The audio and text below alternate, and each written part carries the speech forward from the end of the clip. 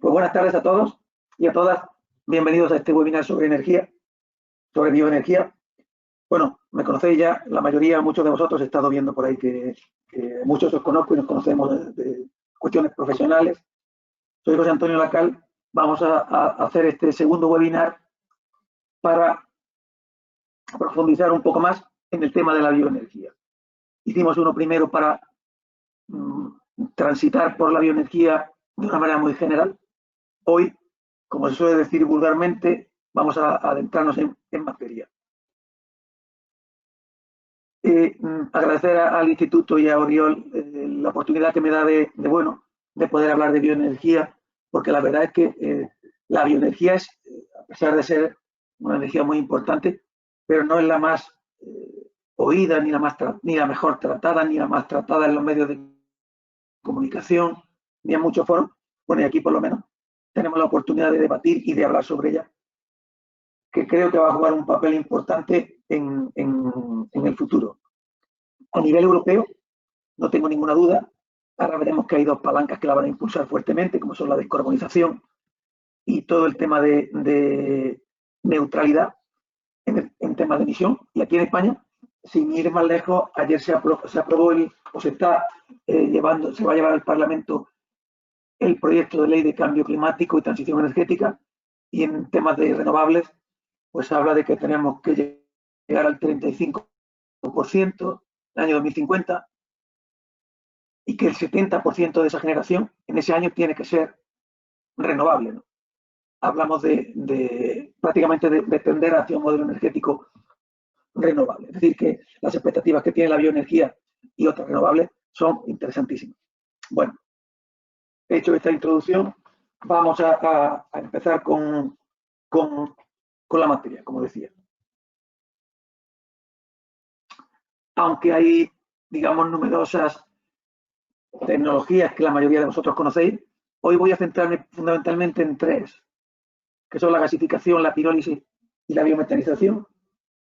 Principalmente las dos primeras, porque creo que tienen un potencial de desarrollo mucho más grande que la combustión o que la biometanización, ¿no? Por esa razón.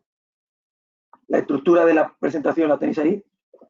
Me presentaré brevemente, haré una pequeña introducción y nos meteremos en el tema de oportunidades de negocio. Pienso que hay que fomentar las energías renovables también desde una vertiente absolutamente comercial, porque se trata de inversiones en la mayoría de los casos significativas y por tanto tenemos que encontrar el retorno en forma de rentabilidad económica, ¿no? Está muy bien decir que es neutra en emisiones, está muy bien decir que es una energía 100% renovable, pero al final un proyecto supone un desembolso inicial importante, asumir una serie de riesgos, en ocasiones tecnológicos, financieros, de suministro, etcétera, y por tanto hay que tener una expectativa de rentabilidad medio alta. Eso es lo que vamos a ver hoy. Haré un análisis individualizado de todas las opciones de negocio de una manera más o menos descriptiva, pasando por todas ellas, desde la ingeniería y la consultoría hasta la generación de energía, y pondré tres ejemplos reales de proyectos donde veremos costes de inversión, rentabilidad, riesgos, etc. Vale. Espero que sea interesante y que estas tardes de calor, al menos por aquí, por mi tierra, las podamos aprovechar de una manera útil. Bueno, yo soy, como decía Oriol, ingeniero industrial. Luego tengo un MBA en la Escuela Superior de Marketing. Soy doctor por la Universidad de Jaén y profesor asociado del año 2005 y socio fundador de Bioliza, que es un spin-off de la propia universidad que creé en el año 2014, en la que desarrollamos fundamentalmente trabajos relacionados con la valorización energética de residuos y subproductos. Digo residuos y subproductos, en la clase anterior lo maticé un poco. Todo lo que no sea subproducto es un residuo, es decir, fundamentalmente estamos hablando de residuos de carácter orgánico, pero son residuos. Tengan un valor o no, desde el punto de vista legal y administrativo, son residuos. Entonces, nos dedicamos a proporcionar soluciones para la valorización energética de estos residuos, a través de la ingeniería y la consultoría, la formación o el desarrollo de proyectos a nivel más industrial en el que solemos participar con otras compañías, como luego citaré, en función de la tecnología. Dependiendo de si se trata de una tecnología u otra, tenemos determinados partners con los que solemos participar. Alguna referencia breve.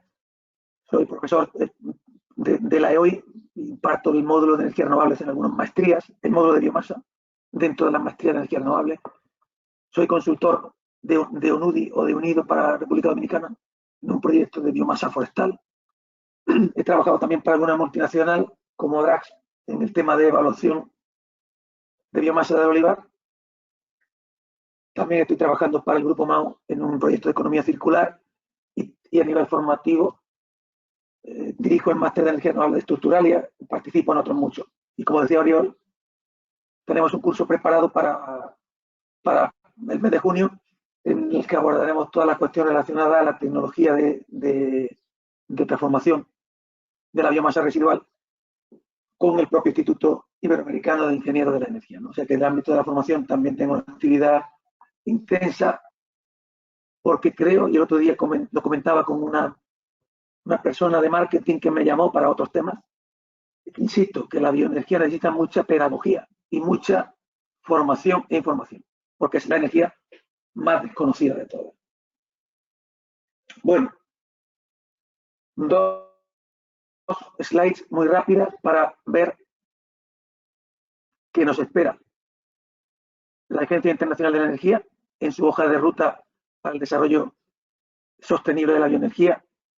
Habla de un crecimiento importante en los próximos años, de toda la bioenergía, del mercado térmico, de la industria, del transporte, de la generación de electricidad y de otras, bioproductos, etc.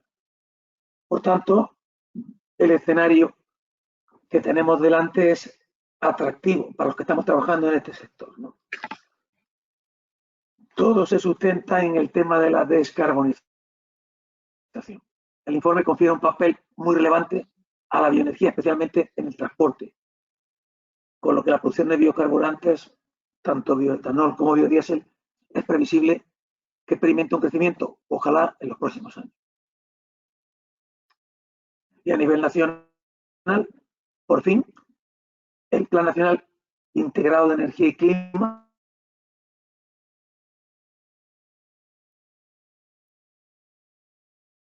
le otorga a la biomasa un crecimiento importante.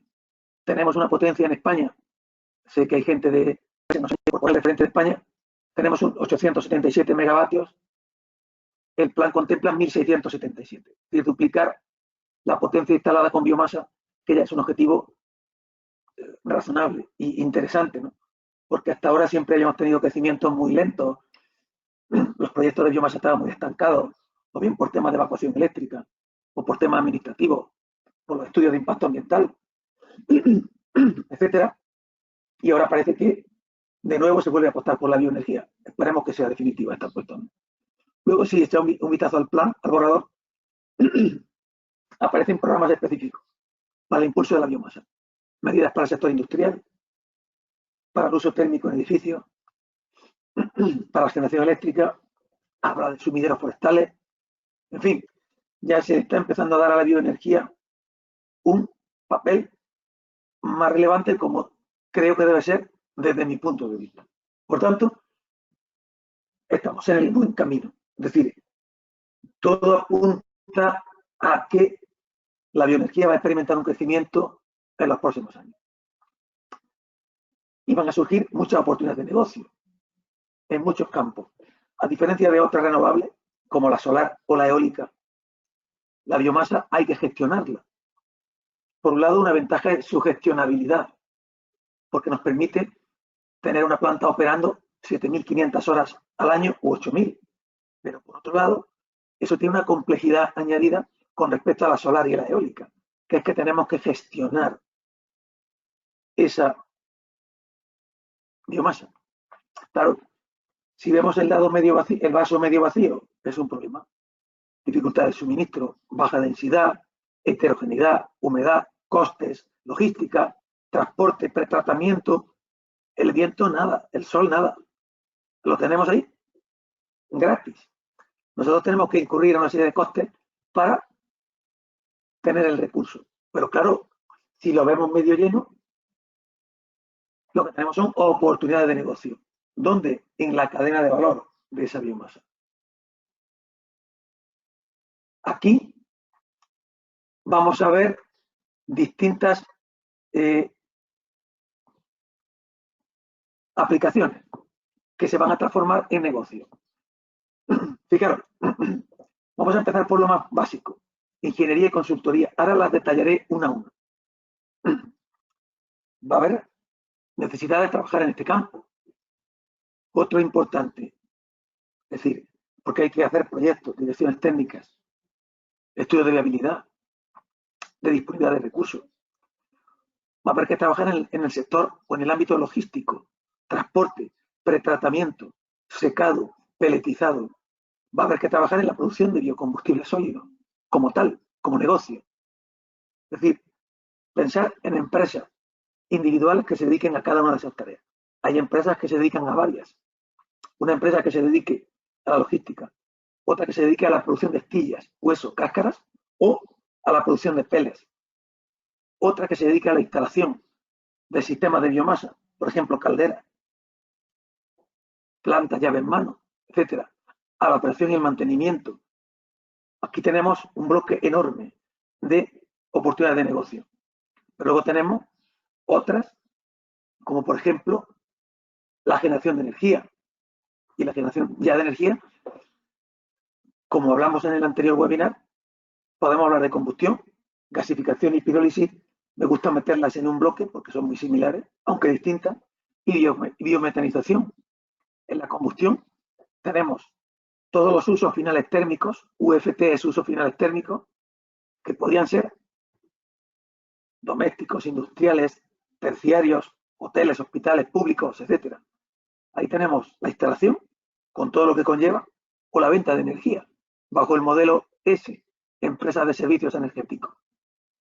Pero tenemos la generación de energía eléctrica en plantas de combustión, mediante subasta, bueno, mediante autorizaciones, mercado sin incentivos o sin prima a producir energía renovable. Pero también tenemos la gasificación, que nos va a permitir generación de energía eléctrica y térmica simultánea, si queremos o no, o solo térmica, y la obtención de biochar residual o directamente la producción de biochar, que nos va a permitir también obtener una energía térmica residual que nos va a permitir, valga la redundancia, rentabilizar la inversión. Porque al final, todos estos modelos, difícilmente producir energía per se, con un escenario de precios del megavatio hora bajo, va a ser rentable. Vamos a tener que obtener bioproductos y aprovechar calores residuales y mejorar la eficiencia energética, sin duda ninguna. Por eso creo que los bioproductos en el futuro, como el biochar, por ejemplo, van a tener un papel relevante en los próximos años, no me cabe ninguna duda. Y luego, en la biometanización, pues tenemos, igual, es parecida a la gasificación como vimos, desde el punto de vista de que obtenemos un gas, en este caso un biogás, con un alto contenido en metano, que nos va a permitir o generar energía térmica o eléctrica, o las dos, mediante motores o grupos motogeneradores. Luego aquí tenemos 1, 2, 3, 4, 5, 6, 7, 8, al menos 10 oportunidades de negocio asociadas a la bioenergía, algunas de las cuales, como veremos a continuación, están entrelazadas entre sí. Vamos a ver cada una de ellas. Bueno, decía, en este campo, que es el más sencillo o el más fácilmente asumible desde el punto de vista de la inversión, hace falta conocimiento, experiencia, ¿vale? Pero no hace falta elevados desembolsos, como veremos luego. Podemos hacer estudios de disponibilidad de recursos, análisis de viabilidad técnico-económica de proyectos, la propia redacción de los proyectos y las direcciones técnicas, todo lo que es permisología y tramitaciones, incluso la gestión de incentivos, que es prácticamente a lo que me dedico yo. Todo eso apartado. En el ámbito logístico, decía, que es distinto, porque en el ámbito logístico ya hacen falta inversiones. Como estáis viendo en la imagen, ahí es un monte en la provincia de Granada, donde tenemos 3 equipos recogiendo biomasa forestal después de un aprovechamiento en un monte. Pues esa logística exige maquinaria, personal, es decir, ya es otra actividad distinta. Pues tenemos que recoger esa biomasa del monte, tenemos que pretratarla posiblemente en origen, tenemos que transportarla hasta un punto de consumo intermedio final y tenemos que volver a tratarla. Posiblemente haya que secarla, posiblemente haya que astillarla de nuevo, o si lo que vamos a producir pellets o briquetas, densificarla. Y también tendremos unas operaciones de descarga, es decir, tendremos que transportar de nuevo esa biomasa al cliente final, bien en forma neumática, bien en forma de big bag, bien a granel, con piso móvil. O sea, hay una cantidad de actividades que también vamos a tener que desarrollar en el ámbito de la logística. En el ámbito de la producción de biocombustible, podemos centrarnos. La producción de astillas, lo más sencillo, producir astillas, secar hueso de aceituna o cáscara de almendra, o producir cáscara de almendra, o digo secar hueso de aceituna porque el hueso de aceituna ya está, ya se obtiene como tal, solamente hay que secarlo y quitarle la pulpa para convertirlo en un combustible de excepcionales propiedades. Producir cáscara de almendra o las plantas de pellet.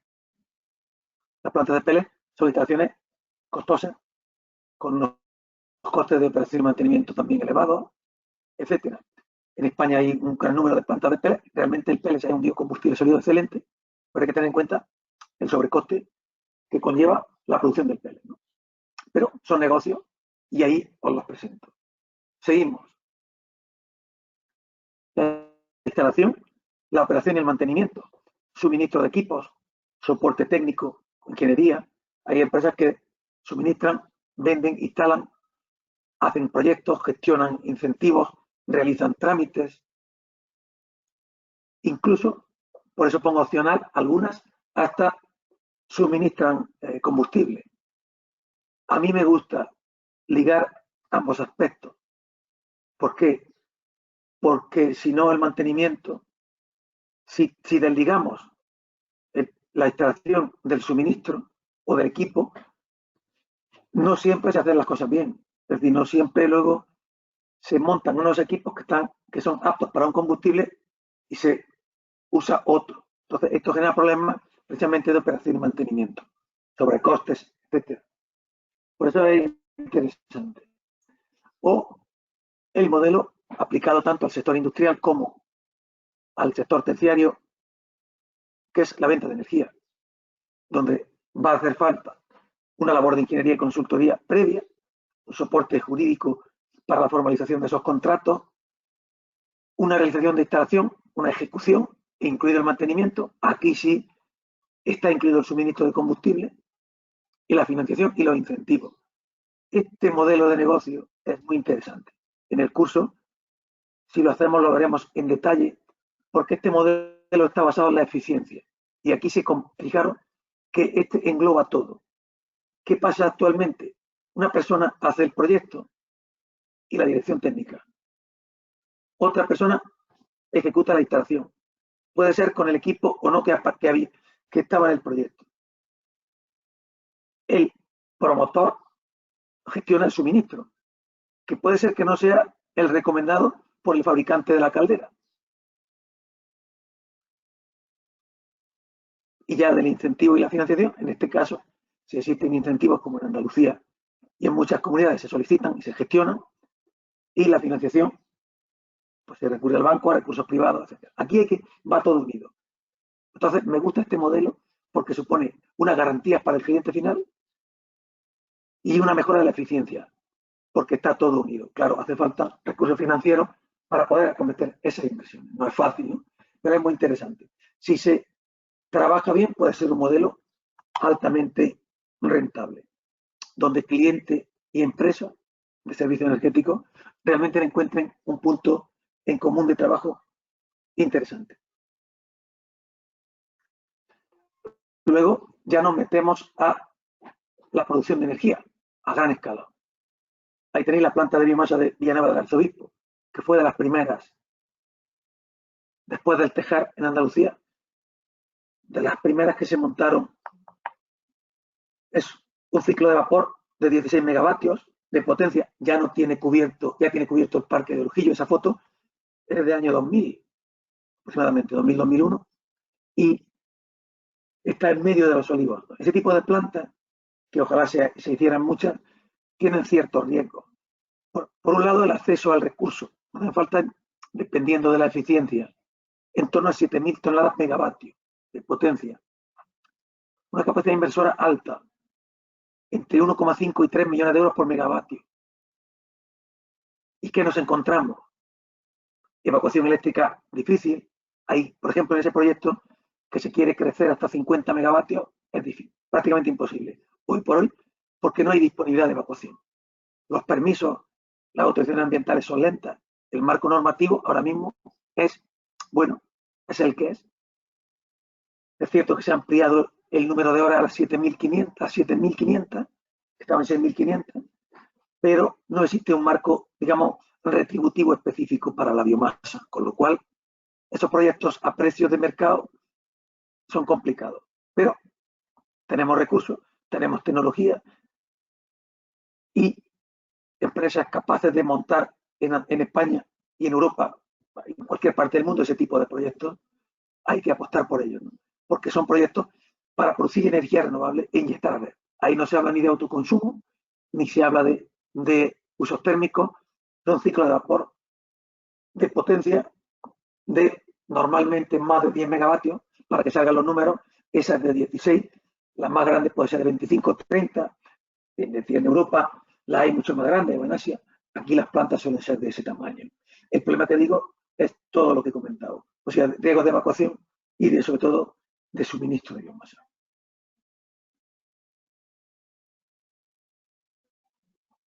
Me he pasado, creo, un segundo.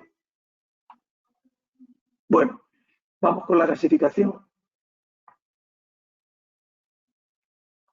Estos son proyectos distintos. Vamos a pensar en una tecnología más modular, más versátil, capaz de ubicarse en una industria que produzca biomasa y que a la vez tenga demandas térmicas y eléctricas simultáneas. Hablamos de autoconsumo si nos quedamos en potencia eléctrica inferiores a 1 megavatio. Con lo cual, ya tenemos una reducción de coste directo, que es la energía eléctrica y la térmica. Hablo de autoconsumo eléctrico y térmico, porque si os fijáis en la imagen, el último elemento es un motor. Por tanto, tengo gases de escape y tengo refrigeración. Y está conectado a un alternador, y ese alternador produce energía eléctrica que puede autoconsumir y exportar. Hablamos de proyectos llave en mano, con rentabilidades aceptables. ¿Qué es una rentabilidad aceptable? Luego la veremos en el ejemplo. Bueno, payback por debajo de 5 años. Payback por debajo de 5 años. Puedo vender también el biochar y puedo usar el syngas para otros fines. Por ejemplo, térmico, en una caldera con un quemador dual. Entonces, todo el sistema de limpieza que veis en la imagen no sería necesario. Con un filtro de alta temperatura sería suficiente. ¿Vale? ¿Qué riesgo tenemos aquí? La tecnología. No es que no exista. Existe en Asia, en Europa, en Estados Unidos. En España también ha habido experiencias. En el webinar de la semana pasada lo dije directamente que ha habido experiencias, bueno, algunas de ellas poco exitosas, pero una tecnología contrastada. Pero hay que asumir ese riesgo. De ser el primero o de los primeros que invierten en este tipo de tecnología en España, o en el norte de o en Portugal, o en el norte de África. En África hay varios proyectos en algunos países, con cascarilla de arroz, por ejemplo. Y luego no es elevada la inversión. Podemos estar hablando del 1.000.000 de euros megavatio. Es una inversión competitiva. Luego, en el ejemplo, veremos números.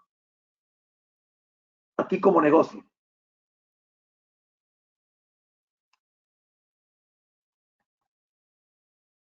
Luego está la pirólisis. Es la obtención de un producto con unas excelentes propiedades físico-químicas,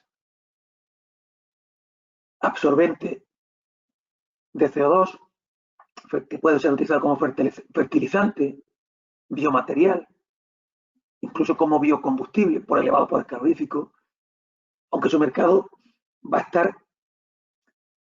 a depender de la cantidad de carbono fijo que contenga, que a su vez va a depender de qué materia prima partamos. Vamos a suponer que se puede obtener del orden del 25% de biochar con un 65-70% de carbono fijo mínimo, para tener valores de mercado que puedan estar por encima de los 250 a 300 euros tonelada. Además, antes contemplaba que el monte lo iban a incluir como sumidero de CO2. En Europa, muchos países ya consideran el biochar como un sumidero de CO2, como luego veremos. Permite tratar muchos tipos de biomasa, forestal, urbanos, agrofood, y también utilizar la energía térmica del proceso. Esos son procesos que los describí en el anterior webinar, son procesos termoquímicos, de transformación termoquímica de esa biomasa, de descomposición térmica a diferentes temperaturas y tiempos. Jugando con la temperatura y el tiempo, obtengo una fracción u otra sólida, líquida o gas. También se podía producir energía eléctrica. Riesgo. Es una tecnología poco extendida en España, pero en Europa yo tengo la oportunidad de colaborar con socios europeos, algunos de los cuales creo que está presente esta tarde en el webinar, como es Javier Lambián, de la empresa Garden Best de alemana, especializado en este tipo de tecnología, ¿no? Con los que estamos intentando desarrollar algún proyecto aquí en España, porque creo que las expectativas de negocio son tremendamente interesantes. Bien. Y luego está la biometanización. Esta es una tecnología contrastadísima, conocidísima, pero poco implantada en España, curiosamente. No se ha fomentado, al igual que en Europa. Existen plantas de biogás en Dinamarca, Alemania, Suecia, Noruega, Austria o en Estados Unidos. Aquí no.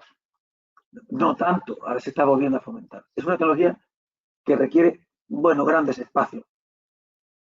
Nos permite obtener un gas con un elevado poder calorífico, mayor que el sin gas y con menores necesidades de tratamiento, de orden del 60% de metano y además un abono orgánico que podemos utilizar como enmienda para su aplicación al suelo. Y además se trata de proyectos escalables, al igual que la pirólisis y la gasificación son proyectos escalables.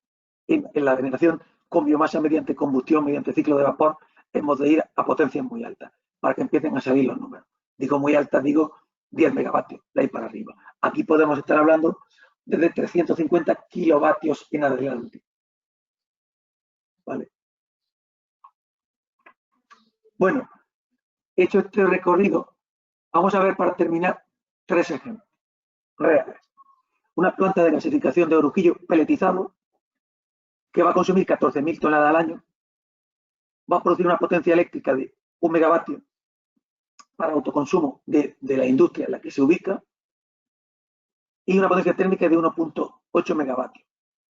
El calor se utilizará para el secado del orujo húmedo y para el agua caliente del proceso de repaso, en este caso. Producirá 2.100 toneladas al año de biochar, va a suponer una inversión del orden de 2 millones de euros y va a tener un payback inferior a 5 años. La inversión final es mayor porque se contempla la instalación de secadero y peletizadora. Entonces se puede ir un poco por encima, pero teniéndonos, digamos, ciñéndonos a la parte energética, podemos estar hablando de el orden de 2 millones de euros, con payback por debajo de 5. Luego tenemos un proyecto de pirólisis con bagazo de cerveza, con un consumo aproximado de 7.500 toneladas al año, capaz de generar 18.750 megavatios hora en forma de agua caliente a 130 grados producir 1.875 toneladas al año de biochar, con un CAPEX del orden de 2 millones de euros y un payback inferior a 4 años, con un escenario de venta de la energía térmica de 20 euros megavatio hora y 4 años, perdón, y 450 euros para el biochar. Es un precio elevado, pero si el contenido en carbono fijo es suficiente, está por encima del 65-70%, son precios que se pueden conseguir en Europa y que aquí en España empezarán a abrirse el mercado en breve. Además, yo ponía esa imagen en verde que es de la empresa que comenté antes, alemana, Carbonvest. Las posibilidades de captura del CO2, si se cuantificaran, son 3 toneladas por tonelada de biochar, o sea, unas 5.600 toneladas al año, que se podían pagar a 24 euros, supondrían 137.000 euros, pero si se pagaran a 115, como en Suecia, estaríamos hablando de 650.000 euros, que reduciría enormemente ese periodo de recuperación de la inversión. Bien. Por último, una planta de biogás en una industria agroalimentaria. Este es un proyecto en Sudamérica que produce distintos residuos orgánicos, unas 49.000 toneladas al año, donde se va a producir un biogás en torno de 4 millones de metros cúbicos para 1 megavatio eléctrico y 1.1 térmico, con CAPEX más elevado, 3,5 millones de euros y un payback por debajo de 6 años, por el ahorro que supone al sustituir propano, que era lo que estaba consumiendo o lo que está consumiendo la industria en la actualidad. Es decir, son proyectos que se aplican en la industria, sustituyen fuentes fósiles, permiten ahorrar costes y emisiones de CO2. Lógicamente, suponen inversiones elevadas. Bueno, para terminar, vamos a ver 4 recomendaciones. Y con esto termino y abrimos el bloque de preguntas, si las hay. Es fundamental conocer la biomasa con la que estamos trabajando. No es lo mismo el orujo seco, el orujo húmedo, el orujo peletizado, el orujo sin peletizar, la astilla de pino, la astilla de chopo, la astilla verde, la astilla seca. Hay que conocerlo. Significa caracterizarlo. Significa hacer pruebas con el tecnólogo. Allá donde esté. Se envía X container y se hacen pruebas. Se reducen los riesgos. Es fundamental, porque la biomasa es compleja. Segundo, como digo, hay que hacer esas pruebas. Los residuos tienen distinto potencial de generación de biogás. Es decir, son complejos, tienen distintas humedades. Entonces, lo que decía al principio, la biomasa es compleja. Por lo tanto, tenemos que conocer muy bien qué estamos manejando. Luego tenemos que analizar y comparar todas las tecnologías que podamos. ¿Qué nos interesa más? Gasificación, pirólisis, combustión, biometanización. En lugar de biometanizar, secar y gasificar o pirolizar. Todo eso hay que estudiarlo muy en detalle. Y por último, intentar integrar procesos y pensar en el autoconsumo. Una extracción per se para producir energía eléctrica con biomasa va a ser complicado. Ahora bien, integrada en una industria que produce su propia biomasa, que consume energía eléctrica y térmica, y que a la vez podemos producir biochar o abono o fertilizante, etcétera, ahí pueden empezar a salir los números y a obtener payback razonables, como decía anteriormente, ¿no? Bueno, muchísimas gracias por vuestra atención. Este ha sido el webinar de esta tarde. Os dejo una imagen panorámica de una planta de gasificación de 1 megavatio con motor y sistema de tratamiento de gases, y estoy a vuestra disposición a través de Oriol para cualquier pregunta que tengáis, poder responderla si la sé, y si no la sé, pues ya me buscaría la vida para encontrar la respuesta. Muchísimas gracias.